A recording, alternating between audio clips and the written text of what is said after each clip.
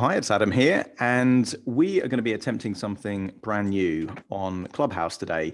If you're not familiar with Clubhouse, Clubhouse is a new app, relatively new app, that is audio-based, and this could be the very first live hypnosis session on Clubhouse. We're going to do some research. We're going to find out if it is indeed the first ever live hypnosis session on Clubhouse, but it very well could be. I'm recording this via Zoom currently. So if you are seeing this later, it's probably going to be on YouTube, Facebook, something like this. But the Clubhouse is about to go live in about 15 minutes time. I'm joined with a guest who hopefully you can now see on screen, Adam Williams. Adam Williams is a podcast host and very switched on guy. And we're going to be doing some hypnosis sessions based on money mindset. So I'll be asking Adam some questions about how he thinks about money, what his biggest concern is, attitudes to wealth, and then we're actually going to do the hypnosis session in about 15 minutes, live on Clubhouse, but also recorded here. And honestly, I have no idea where this is going to go. This could be an absolute disaster. You could be about to watch a train crash in real live time, because this is brand new stuff, never been done before, and I'm happy just to see where it goes. One of the tenets, by the way, of NLP is that there is no failure, only feedback. So if this is an absolute disaster, it's going to be a great learning curve for me. I'm going to treat it like an excellent learning curve and then come back bigger, better, and stronger. But you never know; it might actually turn out to be all right. So we're gonna see where it goes. Adam, welcome to this show. Thank you. From one Adam to another. It's a pleasure to be here. Thank you. It's going to be confusing. I should have picked a different name as my first guest for the first Clubhouse, because it's going to be Adam interviewing Adam. I say interviewing, doing hypnosis. So actually, I'll chat to you before we do the hypnosis, but actually it's going to be me mainly talking. So actually the pressure's on me on this one. Whereas when you were hosting your podcast and interviewing me, the pressure was on you. And I just had to answer questions. So a bit of a role reversal here. What's your perceptions on hypnosis, I guess, is a good way to start, Adam? Yeah, good question. So I've been hypnotized once, and I was in a bar I work at back in Tavistock in HQ bar, and we had a hypnotist come in, and he did like a small show for myself and my friends that were in there.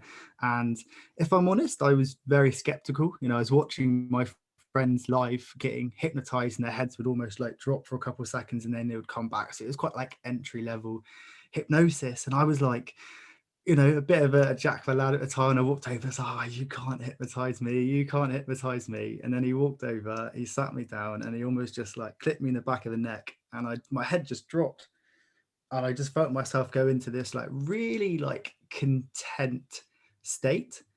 And I was conscious that I had done it, and I was consciously aware that he had hypnotized me, but I was perfectly happy with being hypnotized, and my head was just there, and I could almost hear my friends going, oh, it actually worked, like, he's walked over thinking it couldn't happen. And then like maybe 12 seconds later, I was able to just kind of consciously go, okay, it's happened. And then I was just able to like bring myself back out, and then had this like continued state of calm, I guess, that came with it as well. So yeah, that's my only I guess experience of hypnosis. So yeah, I'm quite curious about today's session. Well, I guess one of the key things really to be upfront about is the distinction between hypnotherapy and stage hypnosis. So a lot of people have your frame of reference. They see stage hypnosis shows, or they see hypnosis on TV, which is obviously there to entertain. And then they think what happens in a clinical hypnotherapy practice is going to be the same. They almost have echoes of that Little Britain character. Look into the eyes, don't look around the eyes, and you're under. They've got that kind of perception on hypnotherapy. Hypnosis as a state, a lot of people's frame of reference is stage hypnosis, or the Scooby-Doo villains that, can hypnotize people and then their eyes turn into spirals and they've got no memory and they're completely under the control of this, Machiavellian type of character. And that leads people to be a bit nervous about seeing a hypnotist or a hypnotherapist, and they're a little bit kind of reluctant to kind of do that kind of stuff. Actually, what it is, the state of hypnosis, is focusing inward rather than outward. So when you're in that really content state, a lot of your focus isn't going to be on what's happening outside, with the audience and what your friends are thinking and what the hypnotist is doing. It's going to be inward.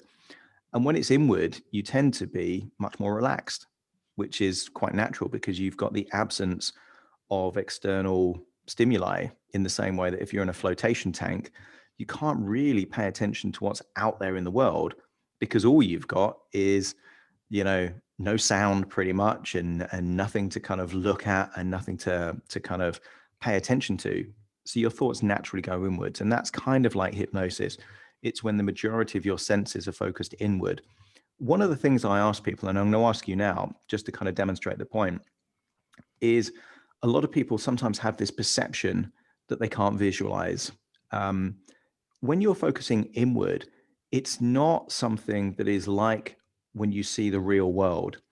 I'm guessing where you live now isn't where you lived when you were maybe 8 years old. No. How many doors are in that house? When you think back to where you were living when you were 8 years old, how many doors? So not doors to cupboards, just doors to rooms, including the front and back door. Quite a lot, but I could probably count. I could picture it now. Probably around 10. Yeah. I can visualize the inside of that house quite easily. Yeah. So you probably made a picture in your head of that house, and you felt like you were in that house very briefly, and you were having a little guided tour of that house that you've not been for like maybe 15 years. And you're back in that house, and it's in color, and it's through your own eyes, and you're seeing the things that you would have seen back then, because nobody intuitively knows how many doors are in the house that they lived in when they were 8 years old. The only way they can do it is to regress back to an 8-year-old and wander around that house as if they were in that house. That's the only possible way that you can do it. And when you were in that state, you knew that you weren't actually in that house, but it was useful enough for you to be able to count the rooms and count the doors, if that makes sense. So that's a very, very light hypnotic trance. Does that make sense? So when you see hypnotists say, right, now you're back in the room, what it means is that you kind of disassociated. So you weren't where you are right now. For that brief few seconds, when your eyes went defocused, you went back to that 8-year-old house of yours, albeit very briefly. And there's time distortion to actually go through that house and count the doors of about 9 or 10 rooms. That would take 2 or 3 minutes, but you were able to do it in about 2 or 3 seconds. So you're able to do a lot more in the mind than you can do in physical reality, if that makes any sense at all. Yeah, it's fascinating as well. I love this sort of stuff. Yeah, well, I mean, this is, and the thing is, the reason why I do a lot of stuff on money and wealth is because a lot of people have unconscious beliefs that mean it's virtually impossible that they can be financially wealthy. And can you think of any beliefs that come to mind? Not necessarily that you have, but just kind of beliefs that if someone did have them, it would make it very challenging for them to be financially wealthy. Yeah, I mean, the first thing that comes to mind is, aversion to risk. With wealth comes risk.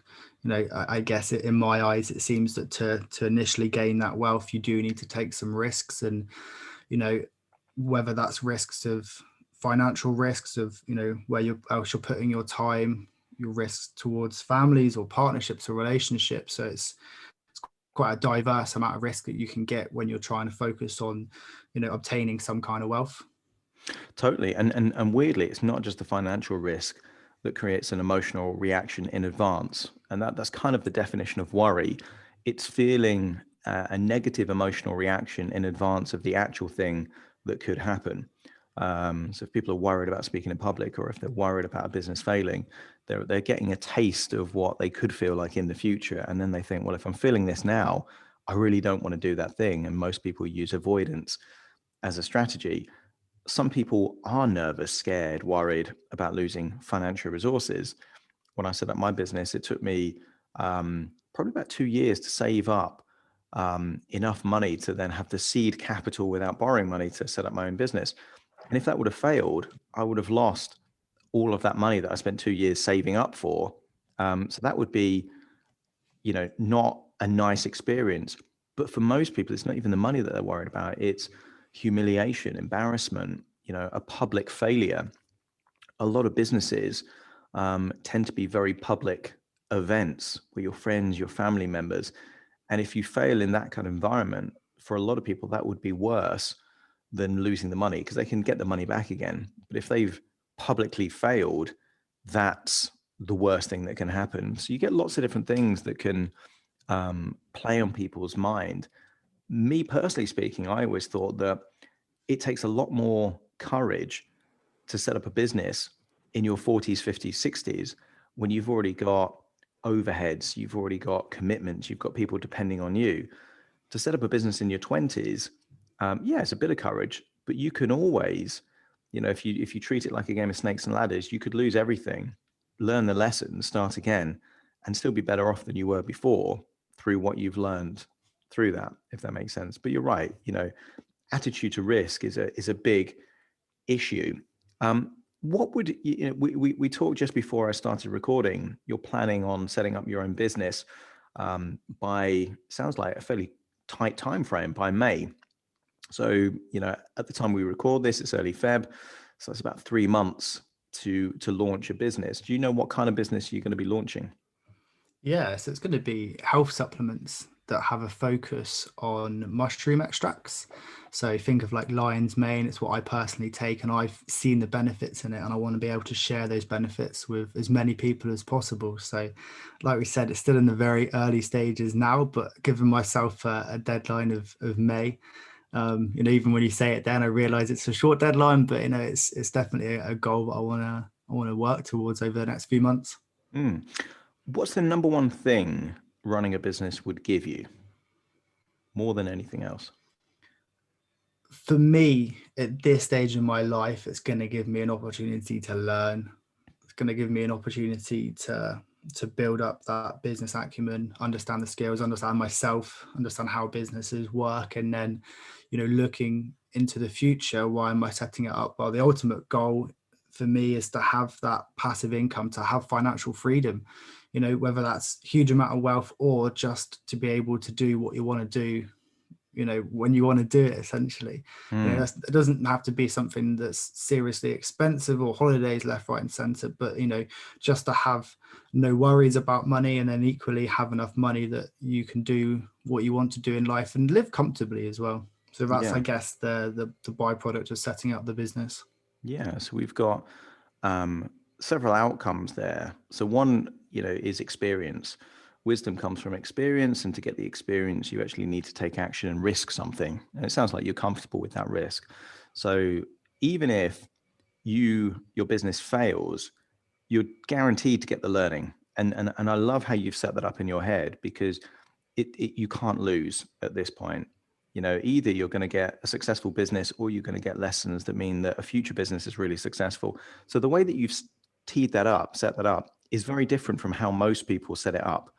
For them, they're banking on it, and they're like, oh, I need this business to go right. If this goes right, it's going to solve every single one of my problems. But if it goes wrong, I'm going to be ruined, So you don't want to put that much kind of pressure. Yeah, it will be a pressured situation.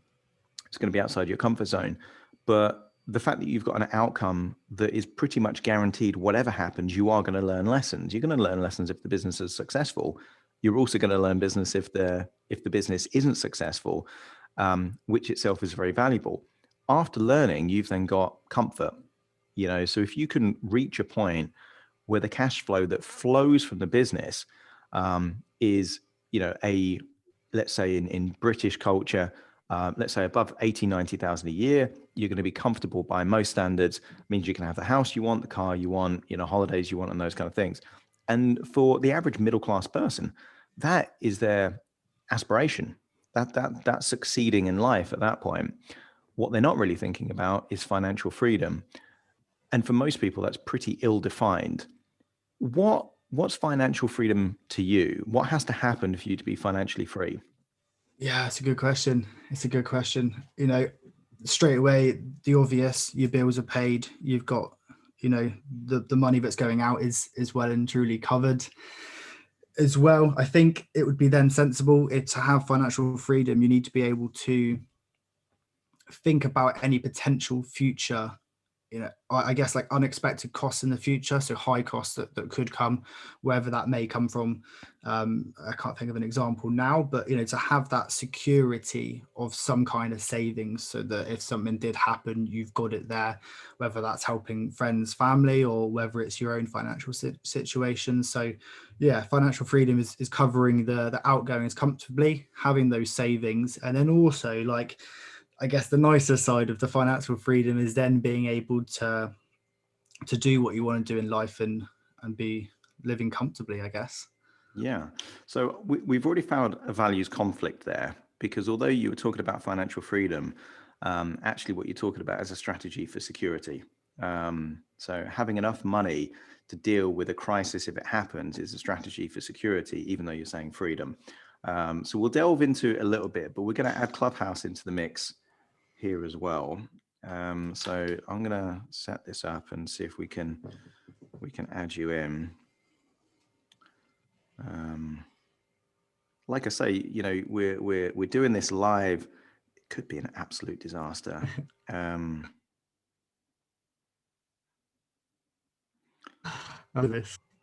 All right, let's have a look. Where's my own calendar?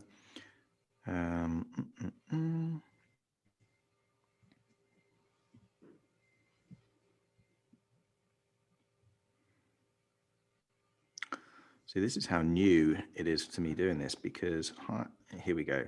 So live hypnosis on money mindset, start the room. So the room has now started. I'm going to ping you, and then we'll see if you can join the room, and then we'll continue recording here, but then we'll actually talk on, there you are, I can see you. So Clubhouse would like to access my microphone on my phone. Is that what we want? Absolutely, yeah, because cool. We'll be having the conversation.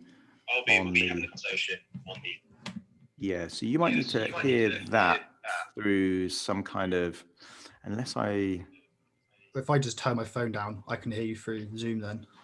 Exactly. Yeah, let's do that.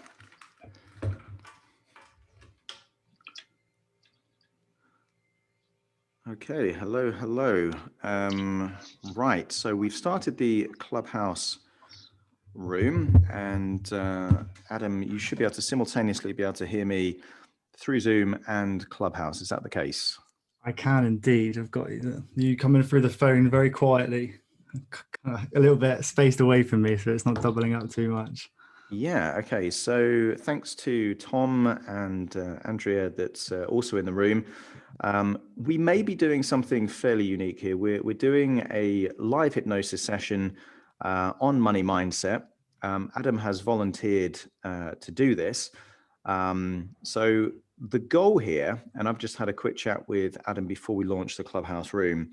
Adam is going to be starting a business in a few months' time, and we were eliciting some of the goals, the purpose of that. Adam, do you want to first of all give a bit of an intro to you, maybe the podcast that you run as well, and just kind of what your business goals are? Yeah, sure. So firstly, Adam, very grateful to be here. Thank you for the opportunity. Again, my name is Adam. Again, it's two Adams on the show, so it'll get nice and confusing for everyone listening. But I'm the host of the Purposeful Pursuit podcast, which delves into the lives of interesting people and starts to question, like, what is important in life. And I started to think that, like, these types of conversations for me didn't happen enough. So I wanted to create an environment where I could have everyday people or experts come on and speak about their definitions of success, what is happiness, purpose, mindsets, mental health. So it's quite a diverse range of guests coming on. But ultimately, the goal of the podcast is to educate and inspire others to live a purposeful life. So that's the podcast. So that's almost the passion project that I've got going on. The career is I work in technology sales for a company that makes e-learnings and the systems that house e-learning. And then so that's the career. And then the new facet of my life, what I'm calling like the side hustle, is hopefully starting. Well, I say hopefully, I'm going to start up a business by May, which is going to be a health supplement business. that has a focus on mushroom extracts. So if you think of like lion's mane, which is something that I take myself, for me, it gave me this real energy, this real vibe that I wanted to take into every day, and a bit like mental clarity. And I wanted to share that with as many people as possible. I want them to experience the benefits that I have from that. So as of Monday, set myself the goal to give myself the best part of 3.5 months to collect together a business and start it. You know, I'm 23 now. I finished uni 6 months ago. I finished uni at the end of last summer, so kind of only just gone into the world of work. But you know, I've got a couple of years. I think it's fantastic, and I'm kind of getting a weird flashback myself because I was 23 years old when I set up my business, my PR agency that I still have now. And so congratulations on making that decision. I think it's a fantastic decision. And again, just, hello to everyone in the room listening. This is the first ever live hypnosis session on Clubhouse I'm going to be doing. I guess a brief background to me. I'm a clinical hypnotherapist. I'm also an investor, a business owner. I've been on Harley Street for about 4 years before COVID, and I decided to kind of leave that clinic at that point, purely because of COVID. It was difficult to actually physically see clients. And I used the time that I was working with real clients face to face to launch a podcast. And that podcast was called The Hypnotist, where people could hear real live hypnosis sessions with real clients, real issues. And I think I've done about 150 episodes of that podcast. So some of you may have even heard an episode or two of The Hypnotist. And I thought around about a week ago, it would be great for me to do some live hypnosis on Clubhouse while simultaneously recording that for my podcast, The Hypnotist. So the fact that you're listening to this live is great, and you'll be able to hear a pre-recorded version of this on the Hypnotist podcast on any of the podcast platforms. So let's crack into it. Adam, the motive for you to launch your own business, because I'm going to ask you a few questions so I can kind of hone this hypnosis session specific to you and your needs and that kind of stuff. What's the motivation? Where did it come from? Yeah, good question. I think a big part of it was, like we discussed earlier, it was an opportunity to learn. It's an opportunity to do something that's very much outside of my natural comfort zone. And I know that that's where you make the biggest learnings. Whatever happens with it, I know that I'm going to take something from that. And then I guess that would be the primary reason or the driver that I wanted to do that. But I think equally it's more, or it is equally just like thinking about the future in a sense that I want to start creating this foundation of a passive income in the future, or a foundation of having some financial freedom for the future, which is essentially what we're discussing, just before this session. But I guess go into that again. I want to be able to have that security looking forward. And, I think I've got quite a lot of urgency to try and get that done as quick as possible. And what's really interesting here, some of you may have already picked up on this, but Adam's talking about financial freedom, but simultaneously using the word security. And that's not unusual. And it's not unusual because actually security is really much an away from value. It's away from negative things, stress, anxiety, debt collectors at the door, and those kind of things. Whereas freedom is a moving towards value. And actually, it's useful to have a strategy for both. So in my own experience, my strategy, and Tony Robbins talks a bit about this in terms of the 3 buckets. You want to have a bucket for security, a bucket for comfort, and a bucket for freedom or luxury. But those strategies aren't always aligned. And I would say having a self-employed business as a strategy for security isn't normally the best idea as a startup. Okay. I think you're absolutely right. It is going to give you incredible learning and experience. And if you're happy to set up a business in exchange for all the learning that you're going to get, it's a great call because you're going to get that in tons. For security though, setting up a business in the short term doesn't give you any security. Because actually, if you don't make good decisions and if you don't implement what you learn, and if you don't explore lucrative markets and scale in the right way, actually, there is no guarantee of security. So it's more of a high risk strategy for wealth. Personally, I think it's a fantastic idea because the payoffs are huge in the sense that if you get it right, then you've got an appreciating asset, you've got a cash flow generating asset, and you're the master of your own destiny because effectively you're the managing director, you're the 100% shareholder, you can steer it in whatever direction you want. So in terms of freedom and control, great. In terms of security, not so much. Okay. So when you talk about financial freedom, actually what you're talking about there is actually a security strategy. And the problem with that is that if when things get insecure, which they tend to in the first 3 or 4 years of running a business, if your primary motivation is security over freedom, then that sympathetic nervous system could kick in and you're going to have lots of adrenaline, lots of those things, because subconsciously you're saying, hey, I'm setting up a business for security. Subconsciously, consciously and verbally out loud, you're saying, hey, it's for financial freedom. But deep down, it's actually for security. And the moment that that security is threatened, then expect the stress levels to massively increase. Okay. So I think given that we've elicited that, I think it's going to be really useful to do two things. One, change the definition of what security means to you. Okay. Now I'm going to share something personally from my perspective.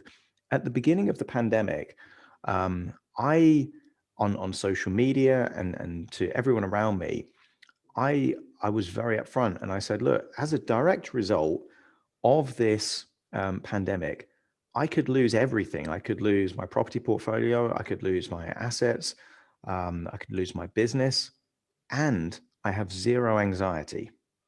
And the only way that I was able to have zero anxiety is because I figured out that at the age of, at the time, 41, at that point, I had sufficient resourcefulness and experiences, and I'd learned so much that I was more than willing to lose it all, knowing that if I start again, I've got so much more experience and confidence than I would have ever had prior to that point.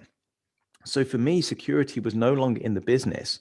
Security was no longer in the asset, no longer in the savings, but it was in my own resourcefulness, if that makes any sense. So we're going to do a hypnosis session where we shift security from the business that you're trying to build and relocate it into you, knowing that whatever happens, so long as you learn, so long as you keep your eyes open, so long as we maximize resilience and you never give up, then who needs security? Because you can just make your own security, if that makes sense. Whereas if the business is successful, well, then you've got huge amounts of freedom. And for me, freedom is being able to make whatever decision you want to make based on your own needs and circumstances and things like that. So, it does sound like there's a part of you, if we're talking ego states, that really loves, the idea of freedom. But subconsciously, without me leading you there, I said, what's your motive here? And you're like, freedom, because I want the security of being able to deal with any, emergencies. That's a security strategy. Okay. So what we're going to do, we're going to do a couple of things here. Hypnosis session based on different strategies for different areas of your life. We need one for security. Absolutely. We need one for comfort. We need one for luxury or freedom. But equally, we're going to shift the locus of control from things give you security to security comes from within you and the choices that you make, if that makes sense. Yeah, totally. Perfect. Guys, I know there's a few people in the room here at this point. I'm about to do the hypnosis session, probably about 2 or 3 minutes time. But if anyone has a question that they want to ask first before we do this, I appreciate it's Clubhouse. We want to make it as interactive as we can. There's definitely going to be an opportunity for questions after the hypnosis session that I'm just about to do. But if anyone has got a question, feel free to raise your hand. We'll bring you up on stage. You can ask that question. And if nobody has a question, don't worry. We'll get into the hypnosis literally in a couple of minutes. Excellent. It sounds like we've got many people that just want to observe what's happening. So you're going to be the guinea pig. Also, just so people in the audience know, this is on Clubhouse. It's going to be going out on my podcast called The Hypnotist on all different podcast platforms, so Spotify, iTunes, you name it. But it's also being recorded on Zoom simultaneously, and I'm going to put that on my YouTube channel. I'm also going to put it on my Facebook business page as well. So you'll be able to see the video version of this as well. If you're interested, I'm happy to kind of share links. If you want to follow what's going on here, by the way, follow me on Instagram, links in the bio, and then there's a link there to the podcast. So you'll be able to listen to that. Right, but now my focus is moving off Clubhouse onto you, Adam, and we're going to start the hypnosis session. Generally, I try and anchor relaxing or resourceful states. I'm one of these people that absolutely agrees that relaxation isn't necessary for hypnosis. Sometimes the best trances come from surprise or shock, and they don't have to be relaxing, but it's also good if we make it an enjoyable experience as well. What was your favorite ever holiday? Because you probably have really good emotions linked to that particular place.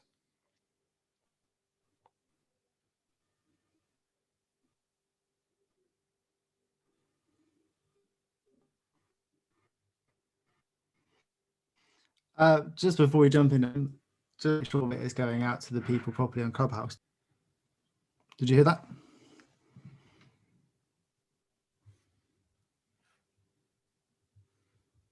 Hello, can you hear me, Adam? Sorry, I lost you very briefly there. Can you say that again? I can indeed. Yeah, sure. I was just double checking that, ironically, whether people can hear me okay. Do I need to leave my iPhone mic on, or can I turn that on mute now?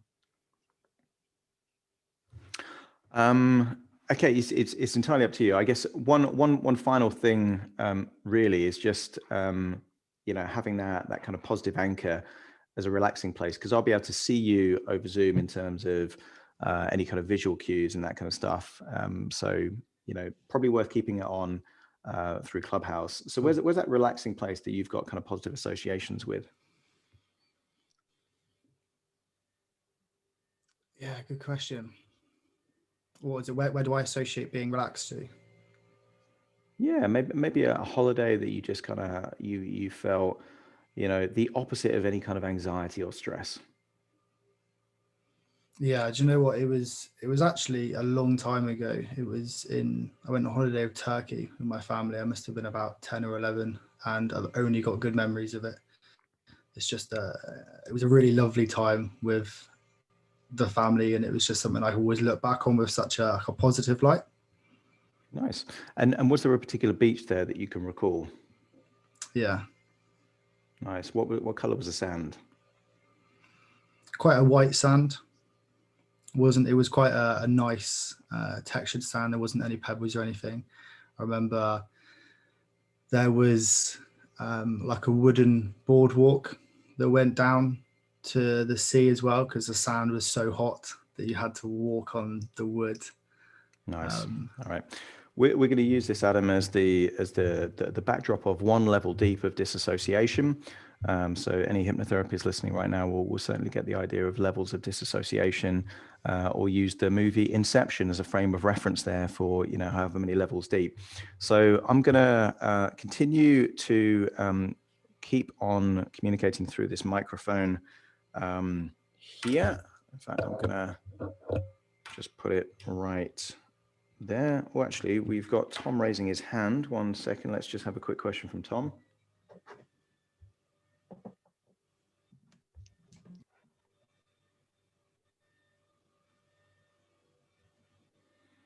Hi, Tom. Can you hear me there? Hi, Tom. Can you hear me there? Perfect.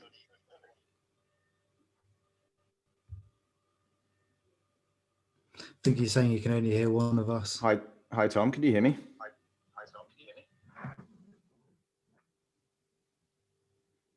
This is actually my brother, by the way. Hello. Ah, interesting. Okay. Well, we've lost Tom, but don't worry. Let's crack on with the hypnosis session, because I want to be respectful of your time, Adam. And yeah, so let's turn off that function here. Right. Excellent.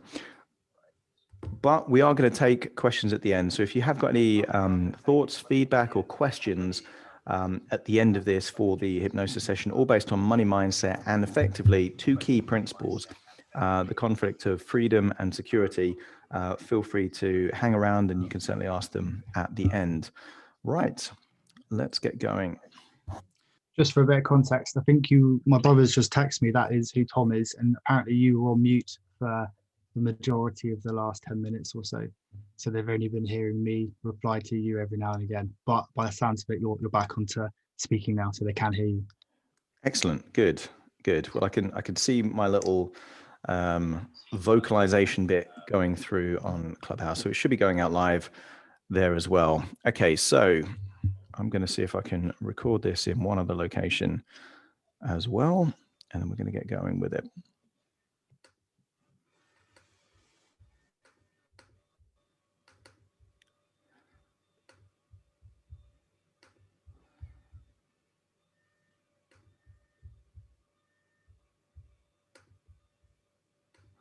Okay, testing, and you're hearing me okay, Adam?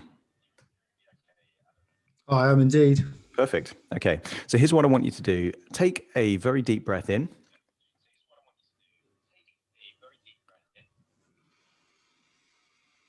And on the out breath, that's it. Close those eyelids and relax.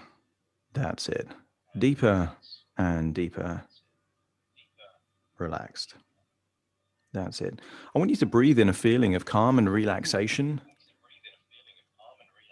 And on the out breath, just allow any tension to leave your body, allowing you to go deeper and deeper, relaxed. That's it.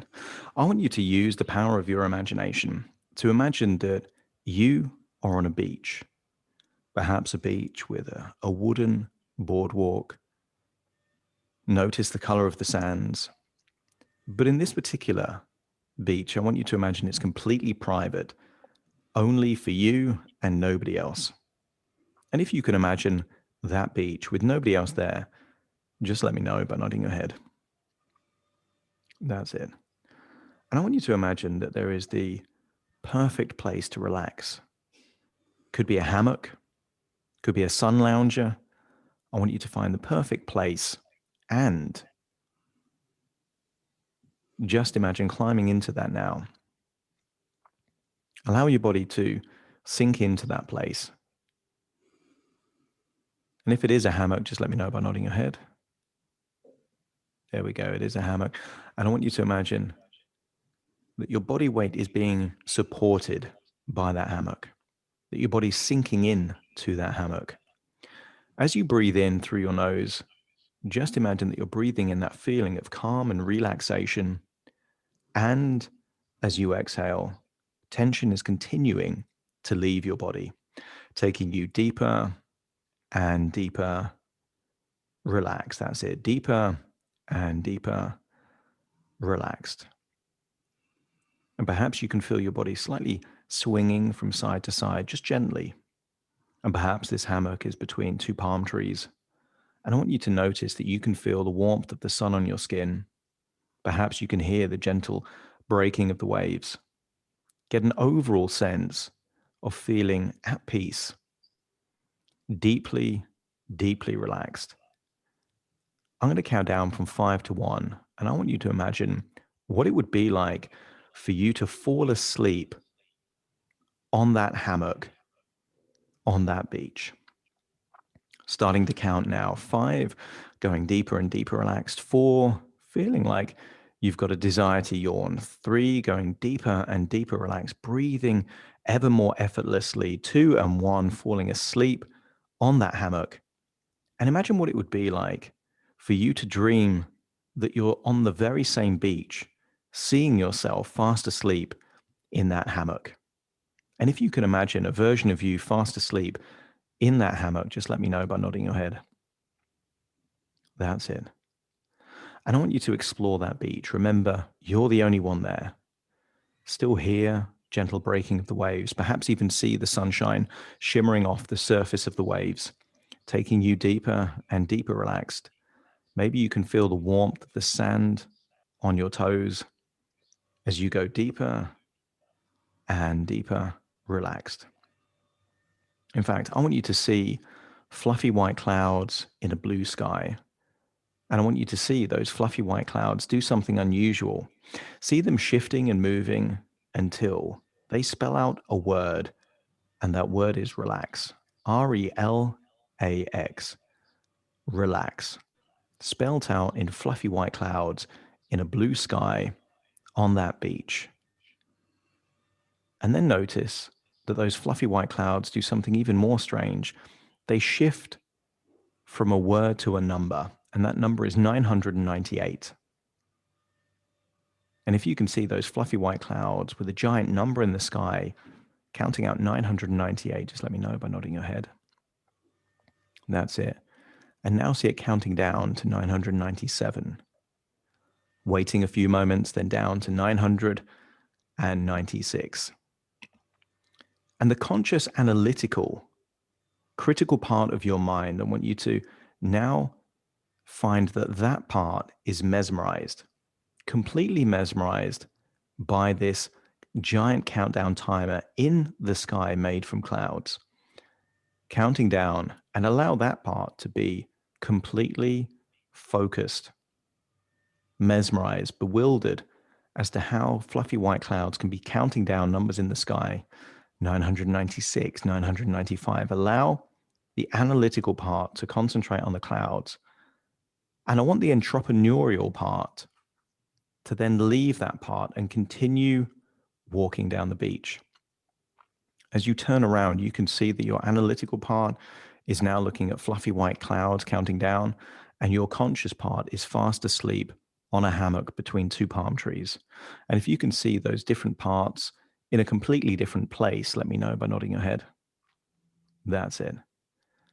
And now I'm communicating to the entrepreneurial part. And we're going to imagine that there is a doorway that leads to the deepest parts of your subconscious mind. And that doorway doesn't even need to be connected to a building. I want you to imagine that there is a doorway somewhere on that beach. I want you to walk up to the doorway, and I will count down from 5 to 1. You will imagine walking through the doorway, and almost like it's a portal, it will take you to an empty, large, well-lit room, a part of your subconscious mind. That's it. Standing in front of the door, 5. Just imagine putting your hand on the handle of the door. 4, rotating the handle. 3, hearing the click, letting you know that the door is now open. 2, opening the door wide. 1, walking through the door. 0, closing the door behind you. You are now no longer on the beach. You are now in a large, empty, well-lit room. And I want you to imagine there is a private cinema there. There is a private cinema there with the most comfortable couch. Make yourself comfortable on that couch, and then I want you to see on that cinema screen, completely blank screen. As you get comfortable, we're going to first of all see what it takes for you to be secure in your future. We're going to plant a seed of an idea, and that is that true security does not come from things outside of you. It doesn't come from savings. It doesn't come from other people. It doesn't come from having a successful business.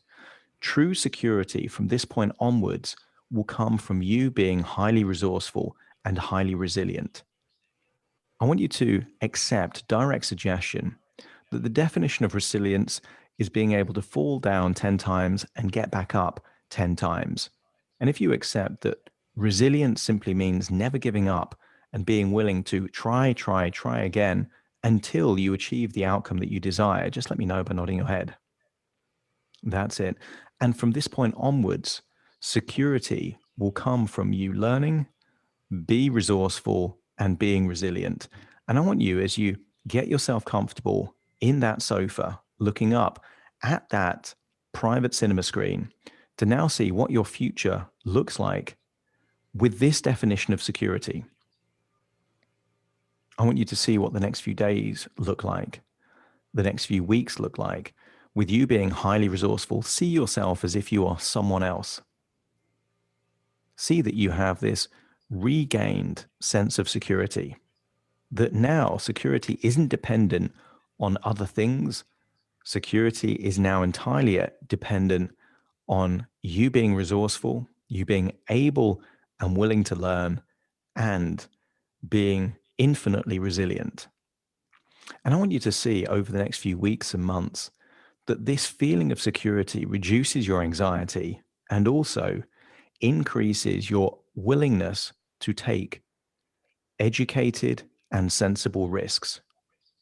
There is a fine line between fearless and reckless, and having this renewed sense of security will not encourage you to be reckless. You will still make comfortable, educated, well thought out decisions, but some of those decisions will involve risk, and sometimes the risk will pay off, in which case you will learn a lesson and get the value of that outcome. And sometimes you will make decisions and those decisions won't go to plan, and you will get the benefit of the experience, the wisdom, but also you will also get the experience of finding out what doesn't work and unlocking this incredible resilience to try again and again and again with that insight and experience. That's right. See how the next weeks turn into months. And I want you to see that when you launch your business, I want you to see that that sense of security still belongs in you. You are keen to avoid taking unnecessary risks, but at the same time, you are comfortable making decisions that involve risk. And I want you to see 6 months now in the future, see yourself making decisions. And I want you to see a few things happen in your future that are possible but not guaranteed, where things don't go your way. And I want you to see that in those instances, you look highly resourceful. You are learning as much from the experience as you possibly can. And that the bigger the challenge, the more resilient you become. And if you accept that direct suggestion, let me know by nodding your head. That's right. And if your subconscious now accepts the new belief, the old belief is that security was dependent on financial success or financial savings. And we have now replaced that belief with true security comes from your ability to learn, to be resourceful, and to be resilient at something that is meaningful and important to you. And if you've accepted that new belief, just let me know by nodding your head. That's right. And now I want you to wipe the screen, wipe that screen, and now see a future that represents comfort for you. Now, whether that comfort comes from a career, a business, or if it comes from other decisions, see that future where you are comfortable. And perhaps this is comfortable in several years' time. I want you to evaluate what it takes for you to consider yourself comfortable. Perhaps look at the shelter that you have. I want you to look at the quality of your life. I want you to look at perhaps the car you drive. Perhaps comfort for you means not having to worry about unexpected bills. Comfort may be enjoying your free time in the style that you would want. And I want you to think of what you could have done financially that would increase the ability to become comfortable. For many people, the strategy for security is insurance. And the strategy for comfort comes from not businesses, which can be high risk, but it comes from perhaps more stable investments. Maybe in that future where you see yourself comfortable, it has come from perhaps property, savings, or investments.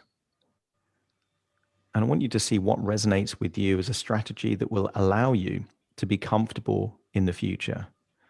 And once you feel that you've found a strategy that no matter what happens with the business, you will be able to implement to allow a future that involves comfort, just let me know by nodding your head. That's it. You now have a strategy for security based on your own resourcefulness and perhaps reducing risk by taking out insurance where relevant. You now have a strategy for comfort. And that strategy for comfort is managing your expenditure and increasing different levels of income and then utilizing excess income into strategies that will allow that money to grow, giving you a comfortable future. I want you to wipe the screen now and then see that final future that truly represents freedom. I want you to see that future now. And perhaps that future is 5 years, 10 years, 15 years. And I want to suggest a possible definition for financial freedom. And that suggestion for financial freedom is the point at which income derived from assets that you own that generate cash flow exceed your overheads. At the point where you don't physically need to work and you can have an income that gives you the quality of life that you want, whether you work or not, the moment that that level of income exceeds the quality of life that you would need, that would be a definition of freedom. Because for many people, they change the definition of freedom, which means they have to work harder and harder the more successful they get. And I'd like to suggest that for you, true freedom will come from the point where you work because you choose to work, not because you have to work. And if you accept that definition of freedom, let me know by nodding your head. And I want you to see on that screen in front of you what it would take now in advance before your income dramatically explodes and increases. Decide in advance what it would need to be, how much income would need to flow in your direction without you physically working in order for you to be financially free. Because I don't know if that will be 40,000, 80,000, 200,000, but I want you to decide in advance what that number would be for you to feel financially free if that income flowed to you without you physically working. And once you've decided on that number, let me know by nodding your head. That's it. And by the way, this number is not a cap, it's not a limit, but as you get closer to that number, you will feel freedom. Because many people chase the idea of freedom and never experience freedom. But you have now got it locked on into your unconscious mind that the point at which your income exceeds the amount of your living expenses without you having to work, you will feel financially free. And anything that you earn after that point will enable you to enjoy a high quality life or become more generous for the people and causes around you that are important. And I want you to see what that looks like. See a future of freedom and generosity. And if it looks like you're enjoying that future, really enjoying that future, let me know by nodding your head. And I want you to step into that future. Step from the sofa into that future where you are enjoying a future of financial freedom. Notice the absence of stress, the absence of anxiety, that even when challenges come your way, you feel that you have all the resources necessary to deal with them. Notice that you feel highly resilient, that you're not worried about things going wrong, that you're able to be more creative, and most importantly, you're able to enjoy your time. Unlock all of those resources. Now, that's it. And as you move from the screen back into the sofa, take those resources with you. Keep all of the resources that enabled you to be financially free and more importantly, enabled you to enjoy that freedom. Lock into those resources. And now it's time to leave this personal cinema room. As you leave the room, find yourself back out onto that beach. But notice that your definition of security has changed. Security is no longer based on things outside of you, but within you. And so long as you can breathe and think, you will feel secure because you will know that you can solve problems and you will always be able to start again stronger than wherever you were before. You also now have a strategy for comfort, knowing that you will pursue multiple sources of income, so you're never reliant on one source, and you will minimize expenditure so that you're in a comfortable position.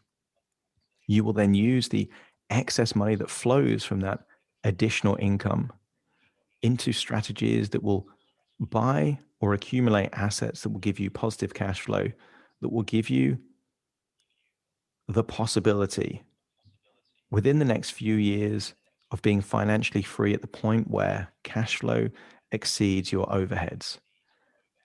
Notice that there is an absence of anxiety and stress, and that has been replaced by motivation, determination, and resourcefulness.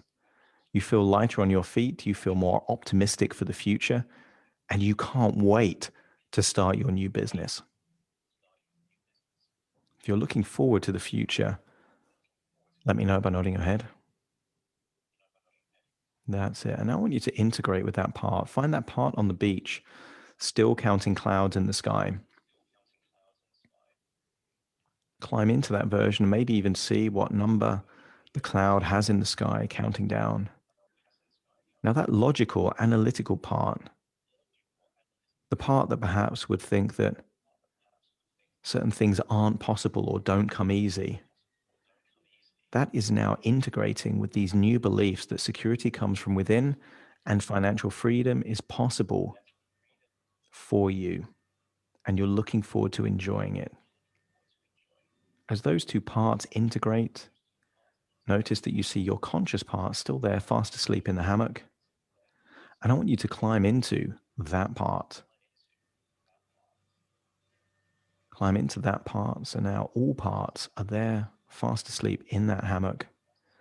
And I want you to feel that all parts are now going to work collaboratively as a team, not just to launch this business, but to prepare this business in such a way that you reduce unnecessary risks and that you will unlock the creativity, determination, and resilience required to not just build a business, but to build the foundation of a business that can grow and grow and grow to the level that you would want to take it. And then recall that this is just a dream within a dream. And actually, there you are, sitting there right now, listening to my words. And in a few moments' time, I will count from 1 to 10 to awaken you. You will awaken feeling highly resourceful. Now, not worrying so much about security because you know that security comes from your ability to learn, make decisions, and trust in your ability to be resilient. You will now take those resources and pursue this plan, this vision for your future where you get to impact the lives of other people, their health, their well-being, and create a future of financial freedom for you. You will awaken feeling highly resourceful, highly motivated, looking forward to taking a concept and turning it into reality. Starting to count to awaken you. 1, 2, 3, waking up. 4, 5, 6, more alert. 7, 8, open your eyes, open your eyes. 9, 10, wide awake, wide awake, wide awake. Okay, so Adam, do you want to share your thoughts on that? Yeah, wow. That was a lot more visual than I was expecting. I was really there on the beat, see the numbers counting down. And then it was quite weird, like looking at yourself almost in third person, like looking down and seeing my original self sleeping in the dynamic, and then seeing the analytical person self, sure, and take out the values of resourcefulness, resilience, and that was it. And then to like take them and bring that back inside me, to go back to now, it's like, yeah, well, got quite an. Well, it sounds like you went through a bit of an experience there. What were you surprised by any of the things that you kind of saw when you saw the future self, either you dealing with security, comfort, or freedom?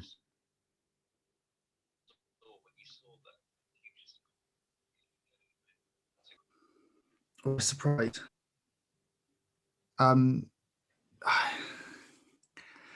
It's a good question.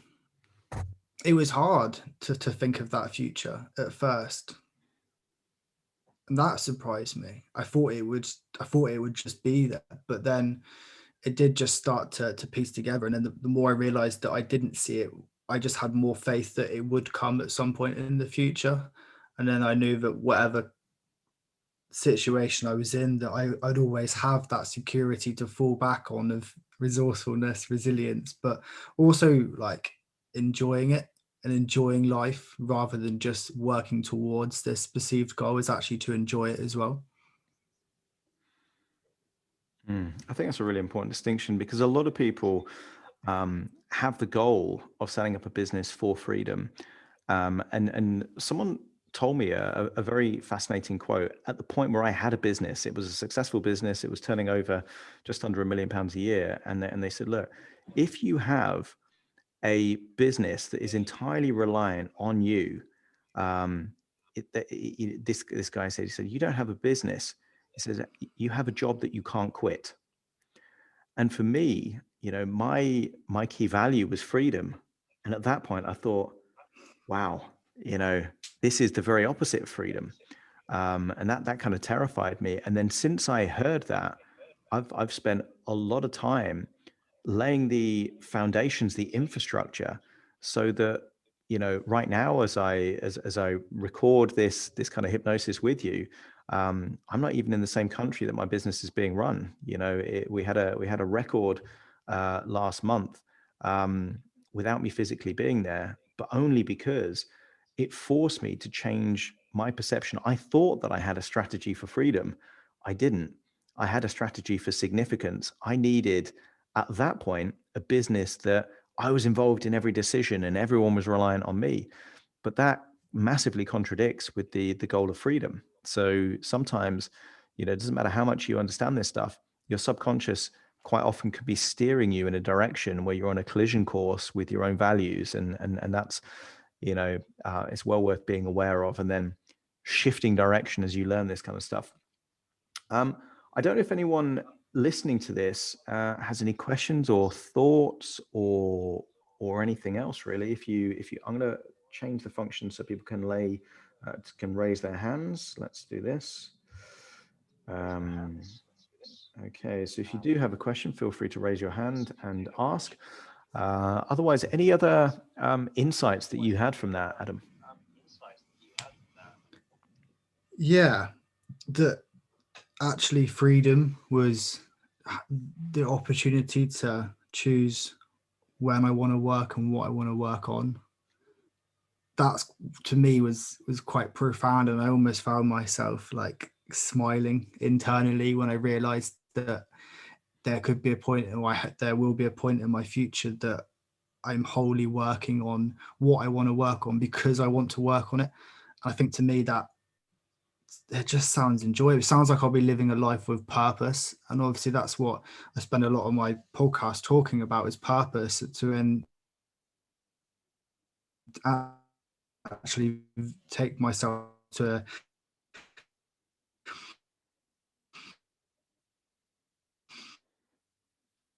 through that experience where I saw myself living a life of purpose. I think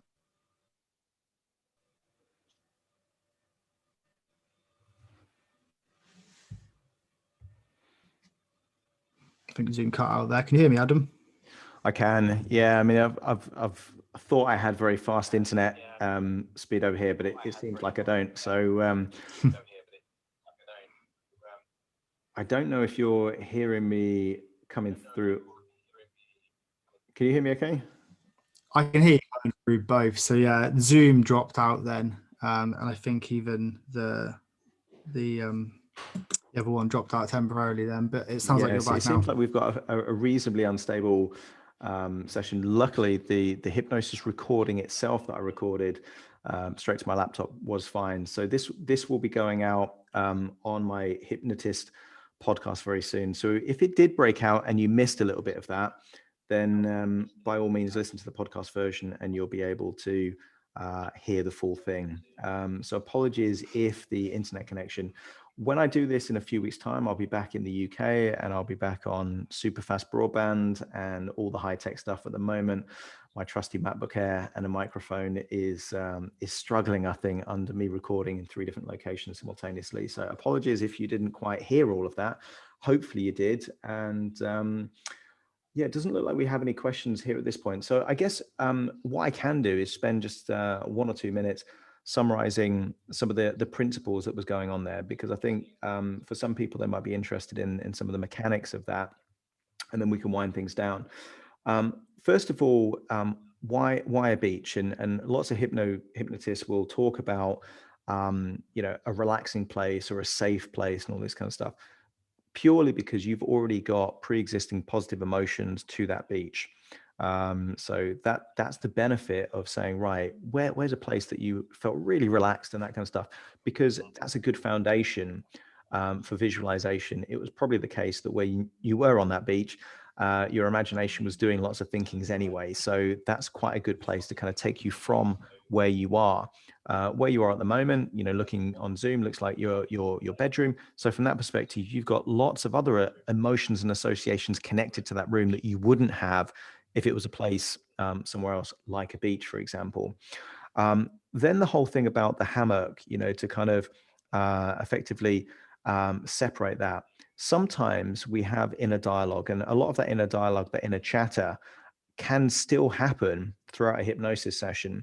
So what we want to do is we want to quieten certain bits. So if I'm saying, right, the primary bit is really relaxed on a beach, falls asleep, that's normally the bit responsible for that kind of distracted inner dialogue bit.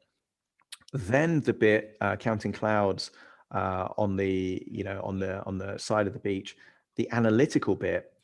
A lot of people have a part of their inner dialogue which normally starts off with the phrase, yeah, but. So at the point where I'm talking about security and freedom, you don't want that inner voice at that point saying, yeah, but that wouldn't work. And no, but how would that work in that situation? So we want to distract that part by giving them a job to do. And something that is very analytical or critical, if normally you don't have clouds in the sky counting down. So the very fact that they've got a job to do and they're focused on that means they're not simultaneously focused on changing beliefs and wealth strategies in your deep subconscious mind. Then we've got another level deeper through the portal into this room that just represents, a deeper part of your subconscious mind. The reason why we use a cinema is that most people have sat in cinemas and they get the idea of a visual representation. So it becomes very easy to see the future if you've already got the frame of a cinema to see what that would look like. And we want to have that extra level of disassociation. If you can see yourself acting highly resilient and highly resourceful, for most people, the motivation strategy is them seeing themselves as if there's someone else in a future. So we want to tap into that, a future version of you that is highly resilient and highly resourceful, because as a business owner myself, I can tell you it's not going to be easy. And if subconsciously business is going to give you security, I can tell you running a business is one of the least secure things you can ever do. So what we don't want to do is build it on a false pretense where you feel that you've been missold. And the very reason that you've set up a business is creating lots of, uncertainty rather than security, which is the definition of certainty. So we've got to take that from an external thing. The business gives you security to securities within me. There are people very happy with very little financial wealth because they just trust on their own resources to solve problems and do what they need. So that's why there's elements of disassociation. The key reason why I added an element of comfort is because most people rely on a single source of income. And again, that's not secure or going to lead you to comfort. Personally, I've got about 8 different income streams, and I recommend that lots of people, hypnosis is just one of many income streams that I have. I get income from property. I get it from intellectual property. I get it from investments. I get it from, commercial property, my PR agency. So I'm a big fan of people having multiple sources of income, and that genuinely does help people become comfortable, and can even be very wealthy through these things. The final bit of freedom, everyone needs a definition of what freedom is.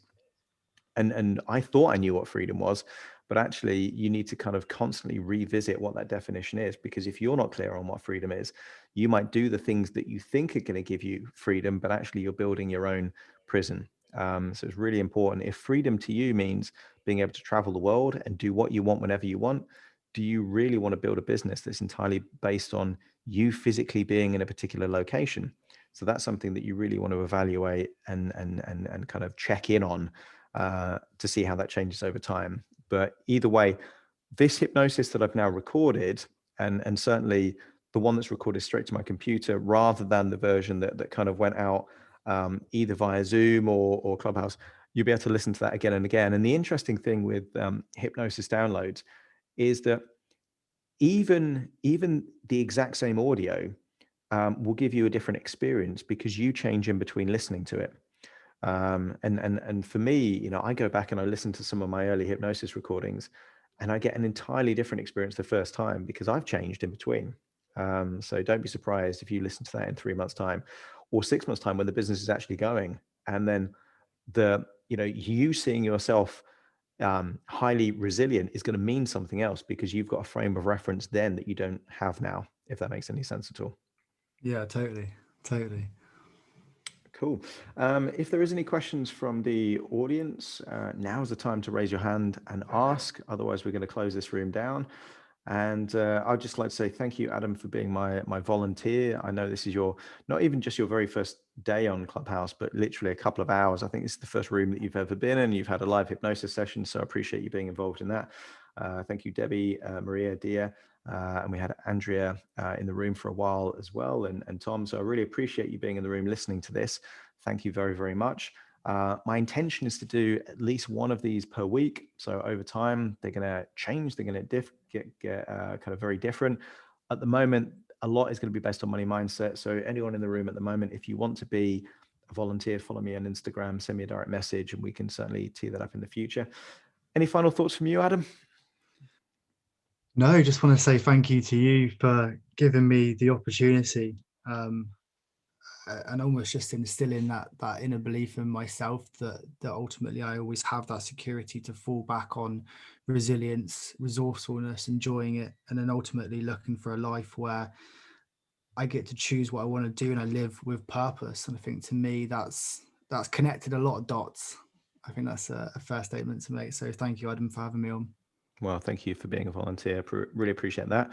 And best of luck with your business. I'm sure it's going to be an amazing success. So all the best.